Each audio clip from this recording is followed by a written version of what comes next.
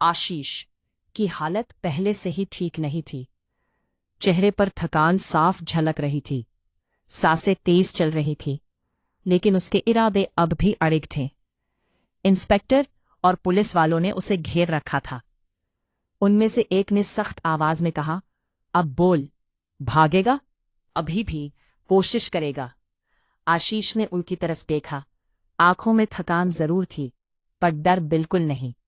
उसने धीरे लेकिन ठोस आवाज में कहा, जब तक मैं ईशा जी से मिलकर अपनी बात नहीं कह लेता, तब तक मैं रुकने वाला नहीं हूं। पुलिस वालों ने उसे समझाने की कोशिश की, पर वो जैसे किसी और ही जिद में था। वो बार बार एक ही बात दोहरा रहा था, जब तक मैं ईशा जी से मिलकर अपनी सफाई नहीं दे देता, मैं चैन से नहीं बैठूंगा। चाहे कितने भी पहरे लगा दो, कितने भी ताले जड़ दो, कितनी भी ऊंची दीवारें खड़ी कर दो, मैं सब तोड़कर निकल जाऊंगा। उसकी आवाज में एक अजीब सा जुनून था। वो गुस्से में नहीं, बल्कि बेबसी में बोल रहा था। सारे पहरे, सारे ताले, सारी दीवारें तोड़कर भागूंगा। वो फिर चिल्लाया, मुझे कोई नहीं रोक सकता।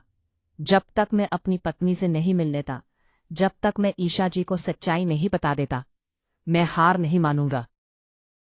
उसकी आवाज जेल की दीवारों से टकराकर गूंज रही थी। पुलिस वाले हैरान थे, ये जिद थी या प्यार?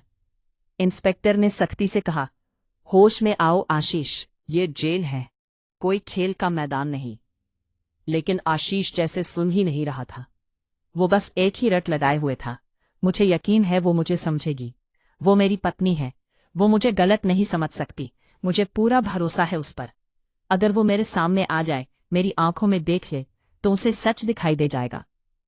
उसकी हालत बिगड़ती जा रही थी, लेकिन उसकी आवाज में भरोसा और भी गहरा होता जा रहा था। मैं ईशा जी को पुकारता रहूंगा, जब तक वो खुद मेरे सामने नहीं आ जाती। चाहे ये दीवारें मुझे कैद कर ले, लेकिन मेरी आवाज को नहीं रोक सकती। मैं हर ताला तोड़ दूंगा, हर पहरा लांघ जाऊंगा, पर उससे मिले बिना नहीं रह सकता। इतना कहते कहते उसकी सांसें और तेज हो गई। उसने सलाखों को कसकर पकड़ लिया, जैसे सचमुच उन्हें तोड़ देना चाहता हो। सारे ताले, सारी दीवारें, कोई भी मुझे नहीं रोक पाएगा। वो बड़बड़ाता रहा। उसकी आंखों के सामने जैसे सब धुंधला होने लगा था, लेकिन होठों पर अब भी वही नाम था, ईशा जी। इंस्पेक्टर ने इशारे से सिपाहियों को सतर्क रहने को कहा। ठीक है, शांत हो जाओ, उसने कहा। लेकिन आशीष शांत होने की हालत में नहीं था। उसका शरीर जवाब दे रहा था, पर दिल अभी भी लड़ रहा था। मुझे पूरा यकीन है, वो मुझे समझेगी, वो जरूर समझेगी। वो बार बार दोहराता रहा। अचानक उसकी पकड़ ढीली पड़ गई। सलाखों को थामे हुए हाथ नीचे खिसक गए।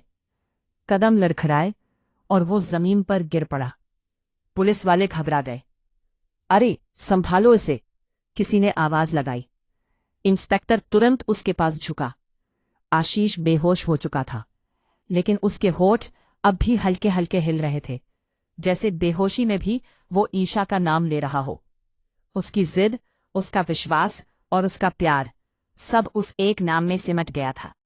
जेल की ऊंची दीवारें, भारी ताले और सख्त पहरे, सब उस वक्त छोटे लग रहे थे, क्योंकि एक इंसान अपने भरोसे के सहारे खड़ा था।